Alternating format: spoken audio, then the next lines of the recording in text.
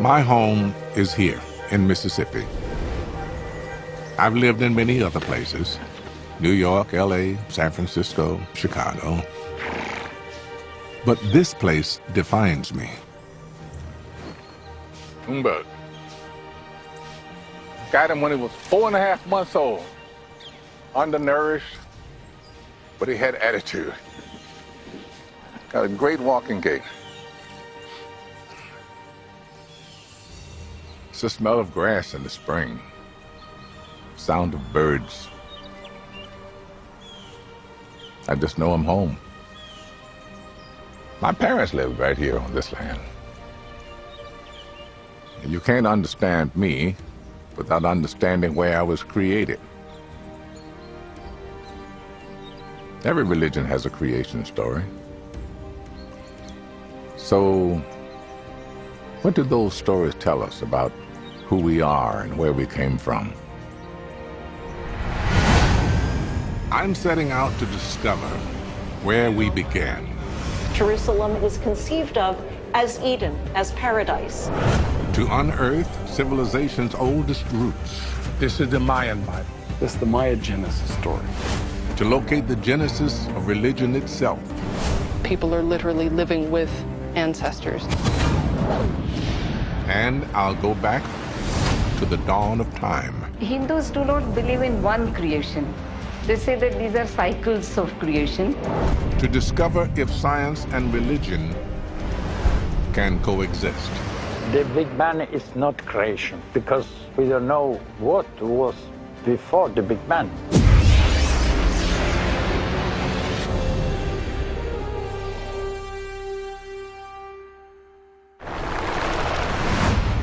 There are billions of us on this planet.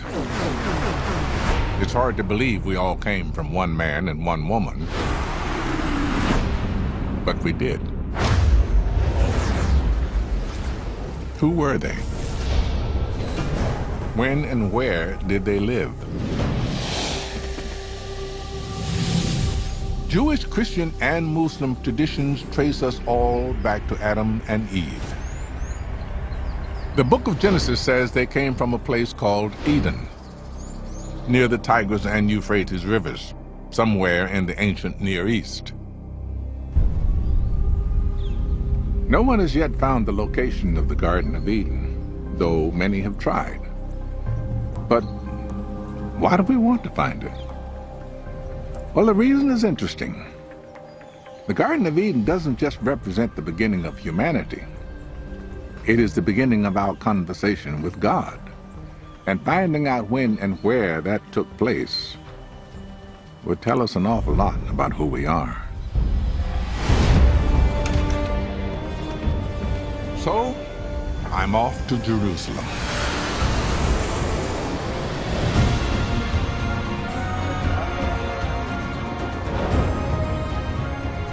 This is one of the oldest cities in the world. There's evidence of people living around here for more than 7,000 years. Today is the religious center of the Jewish world. It was here that Genesis was first written down, about 2,500 years ago. Archaeologist Jody Magnus is taking me to the Church of the Holy Sepulchre, where there is a little-known link to the Garden of Eden. So this is it. This is the Church of the Holy Sepulchre. Many Christians believe this is the site where Jesus was crucified and buried. But another ancient tradition says it's also the burial place of Adam. The area that we're walking into here is underneath the rock of Golgotha, which is the rocky outcrop on which Christians believe Jesus was crucified. And this is called the Chapel of Adam. There's a tradition which goes way back in Christianity, which connects this spot to Adam, the first man. When Jesus was crucified on top of the rock above us, his blood flowed down through a crack in the rock, and Adam, the first man, lay buried underneath. And when Jesus' blood flowed onto Adam, Adam was then resurrected. Almost 1,700 years ago, when Roman Emperor Constantine built the church, He also made a shrine around this crack in the rock of Golgotha, the Chapel of Adam. But doesn't this contradict that section of the Bible that says that the Garden of Eden was located somewhere near the Euphrates and the Tigris? Well, the version of the story that ended up in the book of Genesis seems to place the Garden of Eden somewhere in Mesopotamia, which is the area of modern Iraq. So how do you think the tradition of Adam gets to be here in Jerusalem? Well, I think Adam probably does have a very special connection with Jerusalem. The Garden of Eden, or paradise, becomes conceptualized as a spot where the presence of God dwells. In early Judaism, in the time of Jesus, the presence of God dwelled in the temple on the Temple Mount, and hence Jerusalem was conceived of as Eden, as paradise. So you're saying Eden could also be a metaphor? Right, well, yes, of course, Adam was the first human. And in Hebrew, the word Adam, Adam, just means man. Human. Hold up. You just said something now. The word just means man. Yes. Adam. Yes. Also, the name Adam, if you take off the A and you just leave D-A-M, in Hebrew, dam, that means blood. Or if you add an A-H to the end, Adama means land. Land itself, into blood. Yep. Okay, all right. Could the story of Adam and Eve's expulsion from the garden also have metaphorical meanings? Adam and Eve lived in a land of plenty. But when they ate the fruit of the forbidden tree, they were cast out and forced to work the land. In other words, they became the first farmers. I'm heading to a region where researchers are digging up some of humanity's oldest farming communities in central Turkey. I'm interested in finding out if the birth of farming and the birth of belief in God are connected. Could this have been Eden?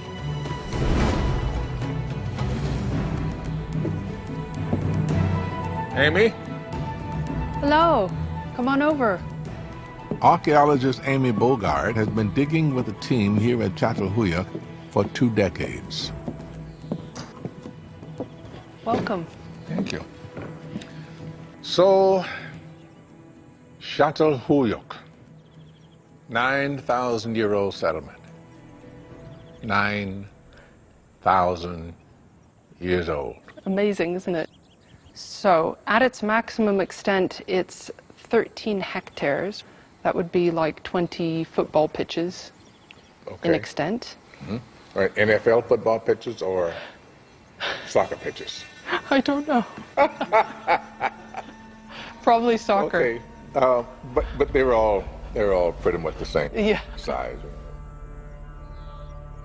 You can see that these houses are densely crowded together. There isn't much space between them. There was no space between them. Yeah. They had no windows or doors. Every house would have its own entrance from above. Yes. Çatalhöyük was a city with no streets. The people who lived here walked across town over the rooftops. Roofs were also where they worked. The people of Çatalhöyük were some of the world's first city dwellers. But I want to know whether they were also some of the first believers. Did they think their world was created by a god? Amy takes me to a house that may hold the answers. What's the point of that red-rimmed hole that looks like very definite, has a definite reason? It's a typical sort of feature that's found at Çatal, which is a niche for hiding things away. Like they cache obsidian, volcanic glass, because it's a valued, cutting material. You don't find it everywhere. Right. The most important hiding places archaeologists have found at Çatalhöyük are beneath the sleeping areas. Okay, so what are those holes over there? Those are actually burial places. Those are burial pits. Where... Oh, wait a minute. A human being is not going to fit in there. A baby, maybe. The way they can fit mature adults in pits like that is to bind them up very, very, very tightly in a flex position, and the holes are periodically reopened and new individuals added through the lifetime of the house. Wow. People are buried under the platforms so that people are literally living with ancestors. It sounds like this has some religious content. I think you're right. And they start to raise questions about what you might call ritual practice, which seem to have been crucial for life in this community. Could these burials be evidence of belief in God? Anthropologist Harvey Whitehouse is trying to get inside the heads of these early city dwellers. So this is a pretty authentic mock-up of what a typical kind of house in Çatalhöyük would have looked like. These are the kinds of objects that we'd expect to find in one of those houses. Over here we've got examples of wall art. You know, here we've got bull heads. We often find these inserted into the walls. In one case I've seen them arranged almost like a sort of protective shield around one of these clean spaces. And we know that these clean spaces were used for sleeping on. So, Harvey, you're an anthropologist. Mm-hmm. So you're more into what people are mentally into, right? Well, my imagination runs riot in an environment like this because I've seen the kind of stuff that comes out of the walls and that they've been taking out of the floors.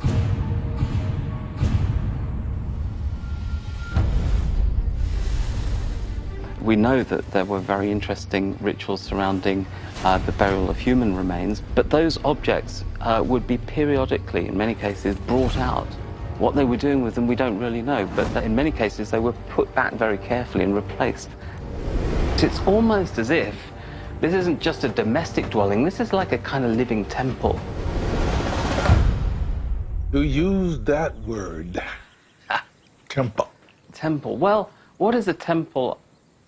You know, if not a sort of an environment in which the ritual life of a community is conducted. And I think that's what is going on in these houses.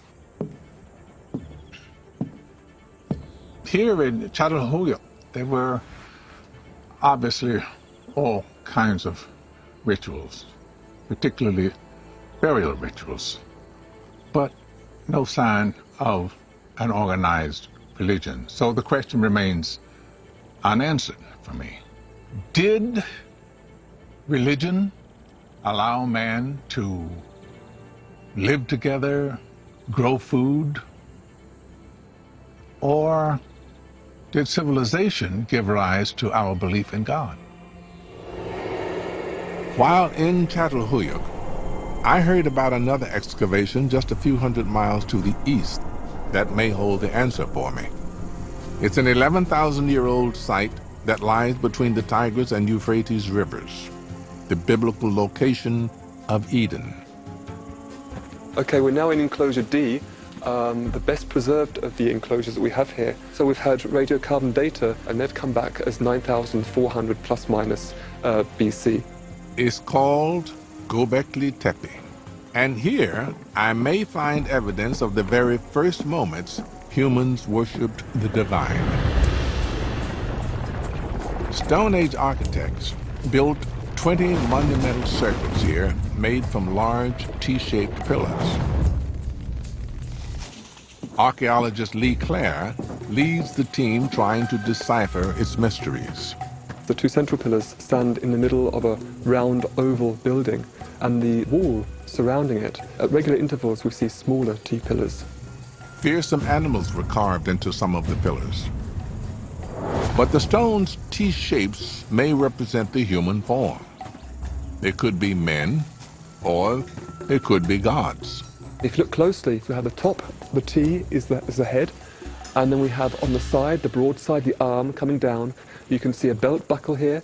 They could be mythological ancestors. Alternatively, they could be really the first deities, first gods that these people were possibly worshipping in this circular structure. Lee and most archaeologists believe these stone circles were used for rituals, but no one appears to have actually lived here. The people of Göbekli Tepe were roaming hunter-gatherers. not settled farmers. So why did they build a permanent place of worship tied to one spot? It's one of the main questions we ask ourselves at this site. So why did they come? Now the thing is, at this time the communities were growing larger and larger. There was more stress on the local resources, and because communities were growing, there was obviously a risk of conflict. People have problems keeping track of relationships, keeping track of networks. The growing population meant that people who scarcely knew each other had to work together. That was the recipe for conflict.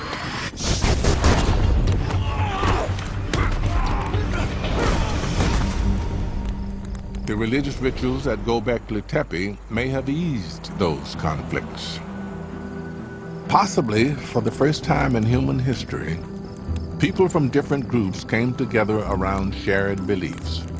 And in those first formative moments of religion, they may have shared stories about where they all came from.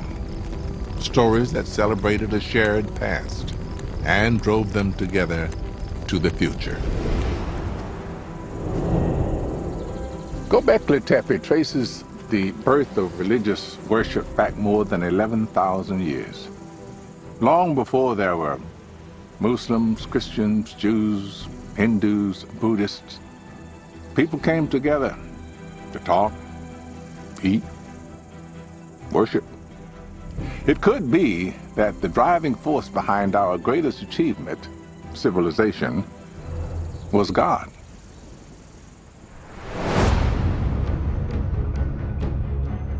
But today, we no longer share one story of creation. We live in a global society made up of many different cultures, and science has given us a new perspective on creation. It even claims to know the ultimate secret of our cosmic origins. Can science and religion agree on creation? The story of our creation has puzzled me ever since I was a boy. It began right here, in a church in Greenwood, Mississippi.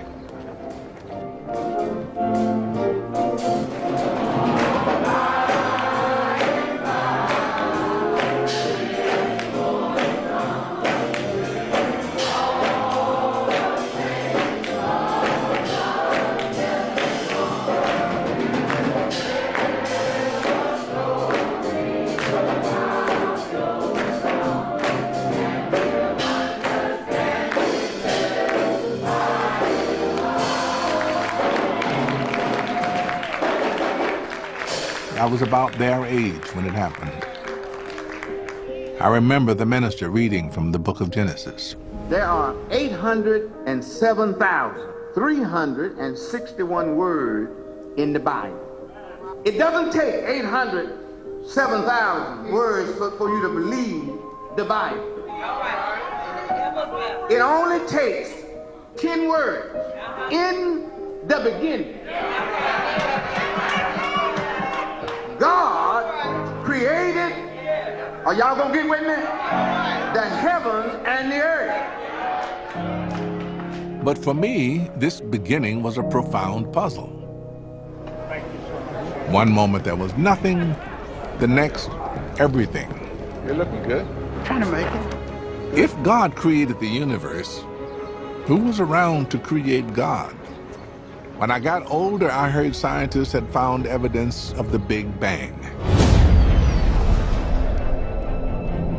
According to that theory, the entire universe burst out of a single point in an instant of fiery creation. And now that science knows so much about our cosmic origins, what place is there for religious belief in the beginning? I want to know about the Islamic story of creation, so I'm going to Cairo.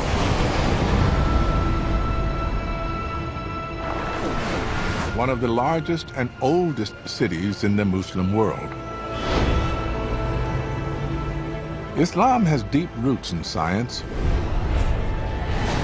Muslim astronomers were charting the heavens soon after the time of Muhammad. I hadn't noticed that before. What is it? This is the minaret of Al-Hussein Mosque. Harvard historian of Islam Ahmed Ragab is taking me to one of Cairo's spiritual centers, the Al Hussein Mosque.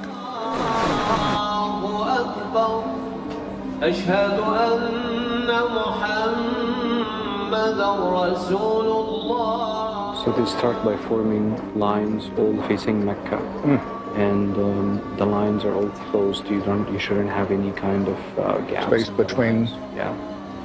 In other words, they're sort of toe to toe. Muslims come here every day to give thanks to God for all that He creates. And afterwards, some head just around the corner to the 2.5-century-old El Fishawi coffee shop. Speak to me about the Islamic concept of creation. In Islam, the beginning of the story starts with this massive cloud of smoke, from which the heaven and earth are pulled from inside the smoke. And then the earth after that gets formed into what it looks like before the beings are created. Interestingly, that is very cosmic. Right. You think right away about the clouds of dust in the cosmos that form worlds. So this idea is about these massive clouds and things coming out of them is actually very powerful in a lot of mythological traditions around the world. And it is part of this Islamic narrative of creation. In Islam, the moment of creation exists alongside the scientific view of Earth's formation. The same is true for traditions much older than Islam.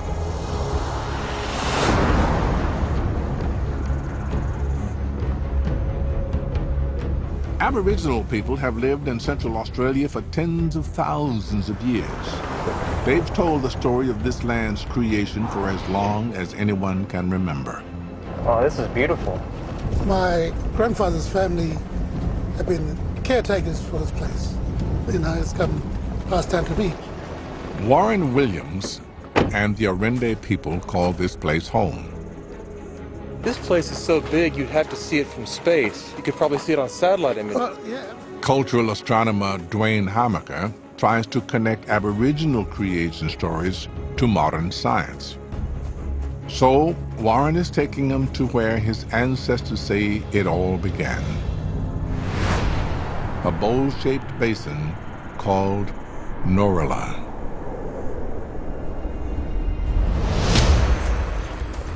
It's traditional for the Arende to tell their creation story at night, when they can see their creators, the sky gods.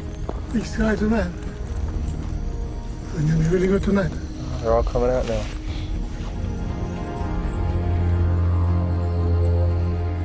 Wow.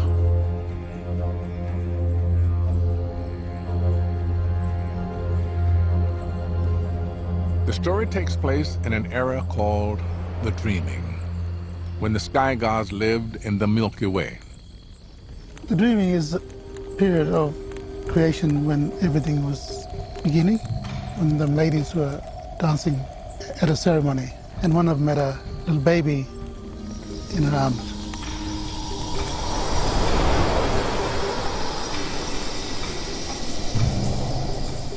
So she put the baby in a tana, it's a wooden cradle, but all the dancing started vibrating, shaking the Milky Way, and the tana fell down. And it fell to earth and created the crater that we see now.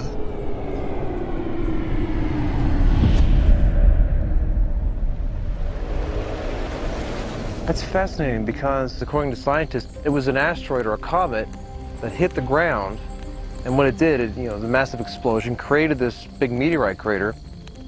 Dwayne wants to know more about the Turner, or cradle, that Warren and his ancestors see as the cause of their creation. So you can see the Milky Way quite clearly, and that looks like that tournament from the front falling out of the Milky Way. Yeah. In Western astronomy, we call that Corona Australis. That constellation means the Southern Crown. But you're right, it looks exactly like Turner falling out of the Milky Way. It looks like an upturned cradle. At daybreak, Dwayne asked Warren to show him exactly where the star baby landed. Goes right through here? Check it out. It's right in the center of the meteor impact crater geologists called Goss's Bluff. So this is it? Yeah. This is where it began. The rocks fell down here to the ground, and from this, then the first man got created, the first woman got created, and now I'm here because of that. It started here, just fell from the sky and made all this. Science has never really considered some of these old creation stories to have any validity. And what we're finding out is that the creation story from the Aboriginal perspective and from the scientific perspective, like here at Norala, are identical. They're exactly the same. For the Arende, life began here. And tradition requires a greeting to the ancestors whenever you enter this sacred space. Hey! Sini nukun nama cilpa. Tala da murnyo. Why did we go?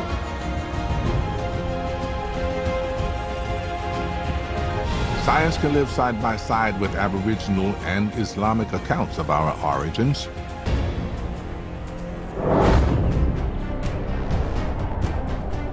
Now I'm curious about science and the Judeo-Christian creation story. So I've come to Rome, where Michelangelo's breathtaking Sistine Chapel ceiling depicts the book of Genesis. In 6 days, God creates light, makes the sun and the moon, and creates man.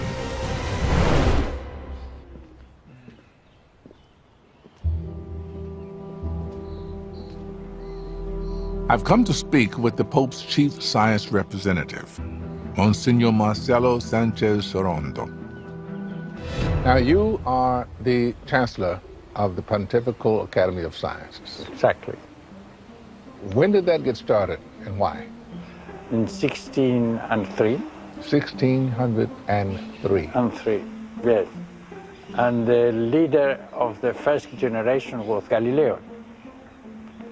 And the idea is to have a new academy to develop the scientific reason of things. So we have the two different approaches to the idea of creation. There was the book of Genesis, and then there's the Big Bang. The Big Bang is not creation, exactly, because we don't know what was before the Big Bang. My question, exactly. And for this reason, creation is nothing to do with the Big Bang. The other thing is that the idea of the Bible is not a scientific idea of creation. In other words, science can't prove it or disprove it. Exactly. We say in the Bible is the idea of creation, but in the theological sense of creation, not scientific sense of creation. Thank you. Thank you indeed. The Catholic Church no longer sees the book of Genesis as the literal description of creation. In fact, the first scientist to propose the Big Bang, Georges Lemaitre, was a priest and a member of the Pontifical Academy of Science. So how exactly does belief in God fit into modern cosmology? So this incredibly high vaulted ceiling, just like reaching for heaven. Yes, in a certain sense. It's a representation of heaven, of a theological heaven. I'm meeting with Father Giuseppe Tanzellaniti, a scientist at the Vatican Observatory. I'm very, very fascinated by you. You're an astronomer, and you are a holy man. Yes, my field of study was radio galaxies, quasars, extragalactic objects. And it was another kind of heaven. I remember that when we take a galaxy spectra, I used to pray during the waiting for the spectra. and to say, God, I thank you for this marvelous universe that you gave us. There must have come at some point a question for you about the nature of creation. We think that there's like a big schism between the biblical sense of creation and the other one is the scientific sense of the Big Bang, and it's all very different. Creation, from a theological point of view, is perfectly compatible with a Big Bang, because you need always a first cause. God the Creator is outside space-time, is before any time. So the act of creation is an everlasting act, because creation is the way in which God continuously holds the universe.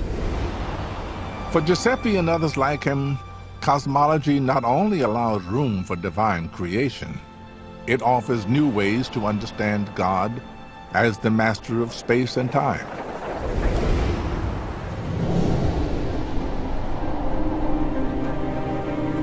I like what Father Giuseppe says about creation as a continuum, that it didn't begin and end with the Big Bang, that it is God's ongoing activity, which includes evolution.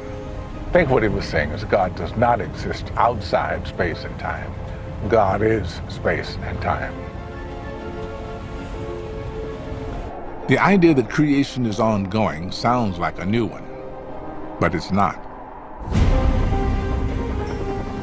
In the depths of the Guatemalan rainforest, lost cities reveal the endless creations of the ancient Maya.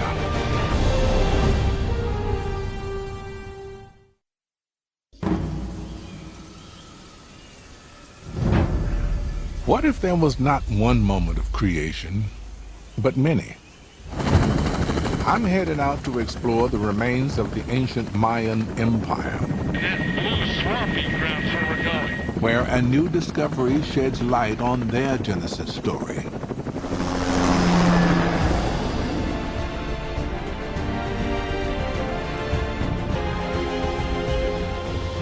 Few roads cut through the dense jungle of northern Guatemala today, but archaeologist Richard Hansen tells me that 2,000 years ago, this was one of the great cities of the world.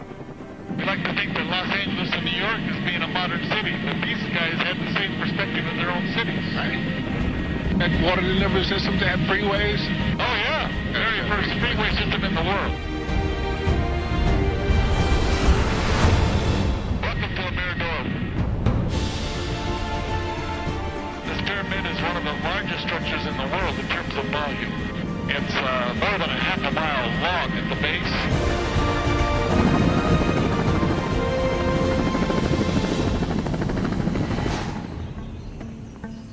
At a site called El Mirador, Richard found the remains of an ancient city the Maya knew as the Snake Kingdom. It's such a rich archaeological site, he set up a permanent camp in the jungle to explore it. This is the laboratory. This is our doctor. If you ever get in a problem, he can fix you right there. He's an outstanding doctor. I got this. Mucho gusto, señor. Mucho gusto. Miguel. Miguel. I love him. Okay. Morgan Freeman, sí. Nice to meet you. Yeah, it was nice to meet me, wasn't it? It was. It's very nice to meet you.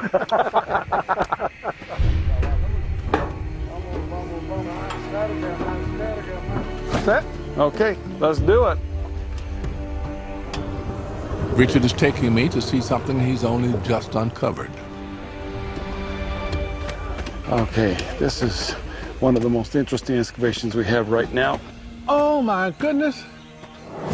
This is art that was carved in stucco hundreds of years before Christ. And it has incredible scenes showing the entire pantheon of the Maya religion. So what we're talking about is, this is the actual story of creation here. This is the Mayan Bible. This is the Maya Genesis story, with all the deities that are needed to tell the story. Yeah, this is unbelievable. I mean, if you just think about the fact that it wasn't done in the 15th century or the 16th century, it was done 2,000 years ago at least. This is the oldest version of the Maya's sacred story of creation that's ever been found. The focus is on two swimmers carrying a severed head. It's this head right here that gave us the clue who this might be at the first place. We think this is Hunahpu. This is the father of the hero twins that starts the whole process of creation.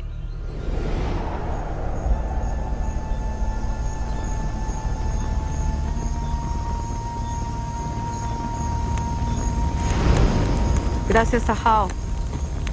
Gracias al corazón del cielo. Gracias al corazón de la tierra. Gracias al corazón del agua. Fragments of this creation story survive even to this day in a religious ritual in which I am privileged to take part. Gracias al corazón del fuego.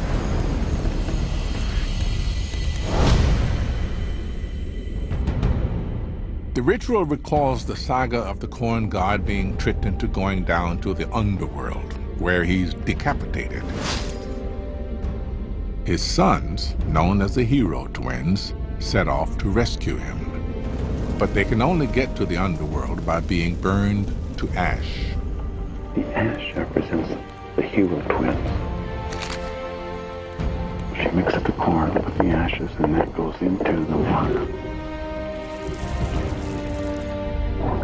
As their ash sinks into the subterranean waters, the hero twins regenerate.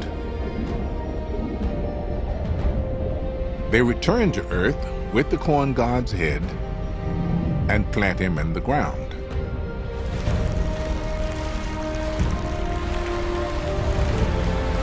It is from this corn that the first Maya people are made. Now the hero twins are in the river. So this is what they're going to be serving and passing around. In essence, we all become a part of the hero twin story by doing this.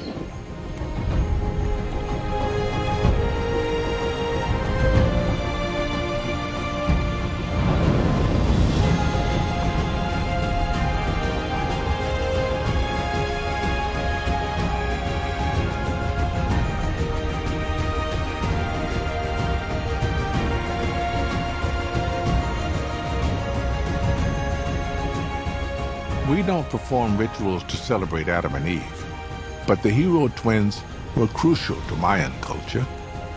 Their story of death and rebirth was tied to the growth of their staple crop, corn, an act of creation that the Maya depended on every year.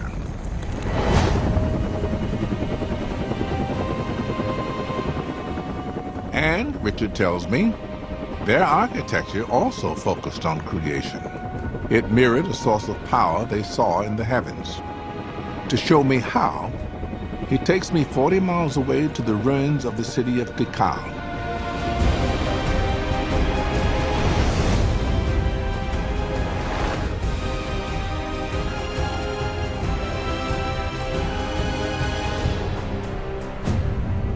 The temples here are arranged in groups of 3, a triad.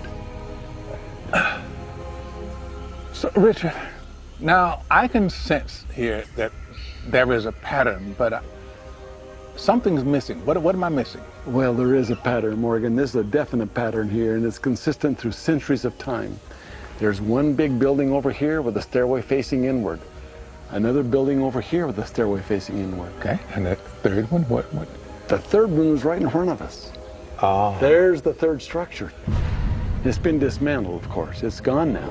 But the big building was right in front of us. It was as high or higher, which was built to make the triad, 3 stones. Richard and other experts believe this arrangement of stone temples is a deliberate echo of a triangle of stars in the constellation Orion. At the center of the 3 stars is a fiery nebula, a cosmic cloud of star creation. You know from contemporary Maya that there is a celestial hearth, the end star of Orion. It's in the constellation of Orion. Even today, when the Maya light a traditional fire, they begin by planting 3 stones. A fire of creation emanates from their center, just as it does with the triad of stars in Orion. You're telling me that the Mayans got this triad, this manifestation of creation from the constellation Orion. It looks like this is what they were looking at. We know that they were very aware of 3 primary stars.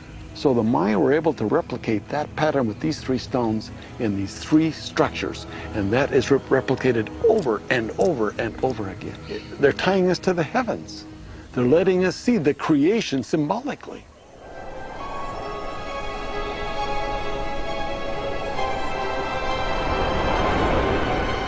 Looking around here, I'm struck by the scale of what the Maya created.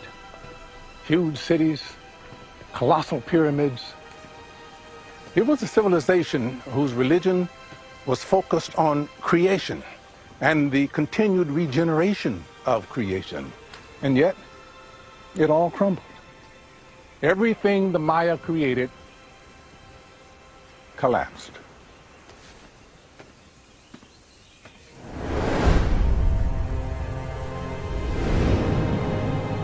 It strikes me that we don't spend enough time celebrating the paths our ancestors trod to get here, or giving thanks for the forces that sustain our lives. But there is one culture that gives thanks for its creation every day. And I'm in Varanasi, India, to see it.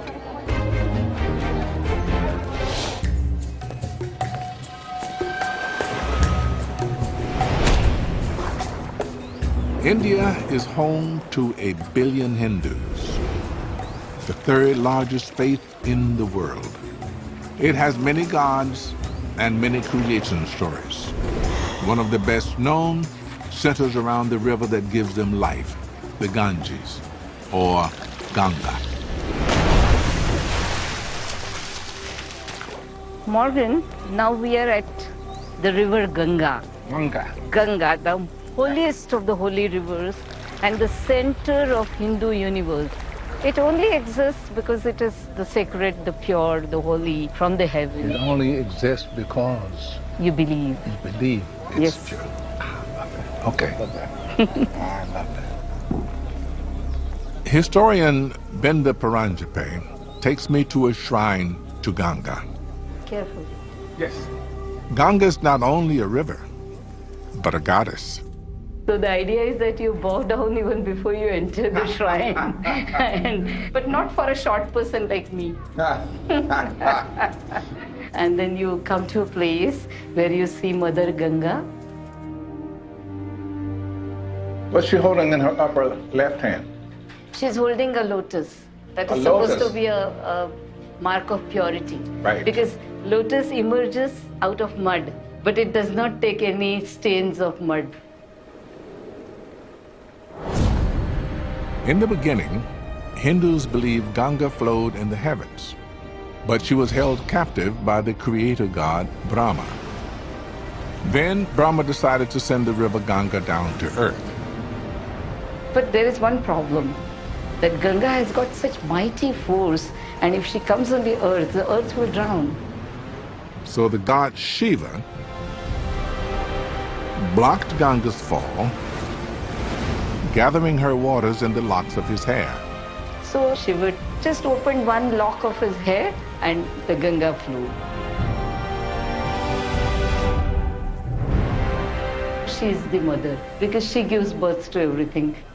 This holy river came from the river in heaven that we call the Milky Way. They say that Milky Way actually is a reflection that you see in those waters which are still beyond. Scientists have dated the universe to about 14 billion years, best we can figure. Hindus have it at what? Hindus do not believe in one creation.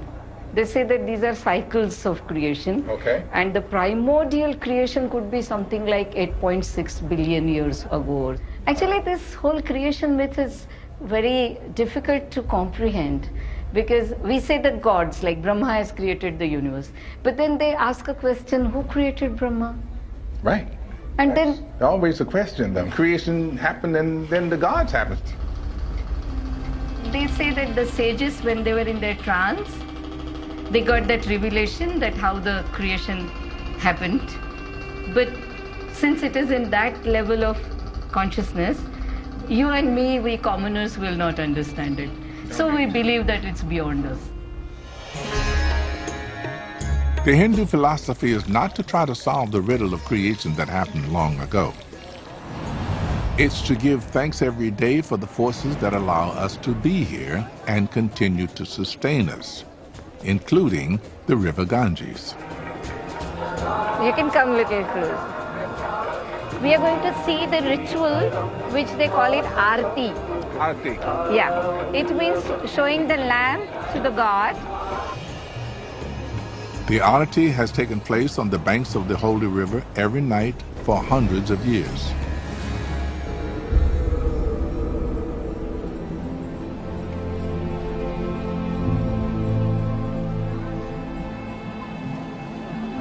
The prayer is that, God, you are like my father, you are like my mother. My whole existence is you. My whole existence is You. I'm just like a shadow I'm a vessel. that contains you. I contain. That's wonderful. 7 priests offer all the elements to Ganga: water, air, earth in the form of flowers, and the most important of all, light, which represents our souls.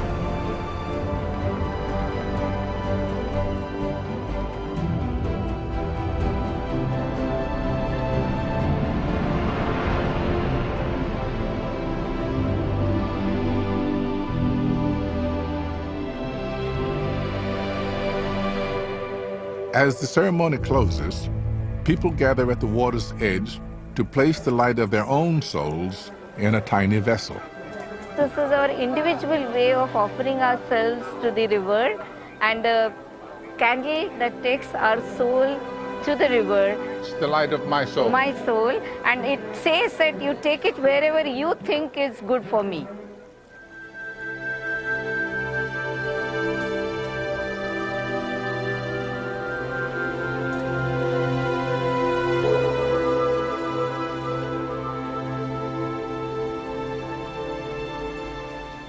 The Hindu version of creation appeals to me. It says the gods weren't even around at the original creation. They have this great saying from the Rig Veda about the beginning. There was neither non-existence nor existence. It's saying the idea is beyond human definition, beyond human intellect. Just accept it. Where did we come from? A man and a woman banished from paradise to begin to work the land. Hero twins planting the corn they need to start a civilization. A great river that gives life to an entire people. These ideas about where we came from are the oldest stories we have. They are shared words and distant memories that form the glue of our civilization. We don't all share the same creation story. We all come from different places. But all of us, whatever we believe, can share in one thing: the wonder and gratitude that we are here at all.